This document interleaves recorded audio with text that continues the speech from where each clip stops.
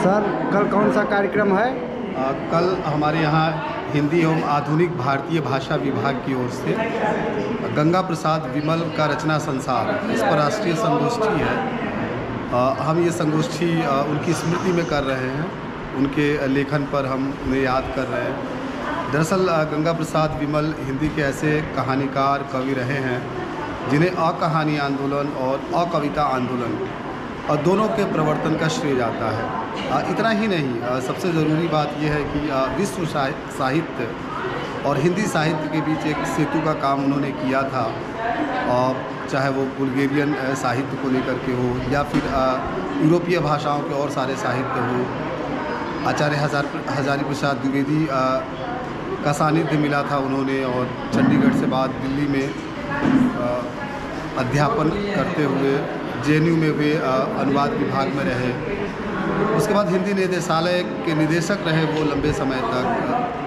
बहुत सारा काम किया, कई सारी किताबों का अनुवाद किया उन्होंने। काव्य संग्रह है उनके, 3 उपन्यास है, मृगांतक है, मरीचिका है, मानुषपुर है, एक तो का फिल्म भी बनी है। उसके साथ ही कहानियों का संग्रह है जिसकी तादाद भी लगभग 300 से ज़्यादा ही होगी।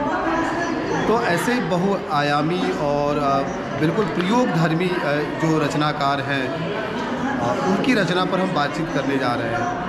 हिंदी साहित्य में और हमारे समय का ये दुर्भाग्य ही कहा जाएगा कि इतना बहुआयामी होने के बावजूद अपने स्वभाव से बिल्कुल सहज और मनुष्यता जितनी उनकी थी, अपार स्नेह देने वाले और किसी भी तरह से अपने साहित्य को लेकर के बहुत मौन रहने वाले। तो इस वजह से चर्चा नहीं हुई। हम चाहते हैं कि ये बहस शुरू हो, टकराहट हो, उनसे बातचीत हो और ये संगोष्ठी सफल रहे तमाम तरह से। और इसमें हमारे विद्यार्थी कहानी पाठ, कविता पाठ सब कुछ हम कर रहे हैं।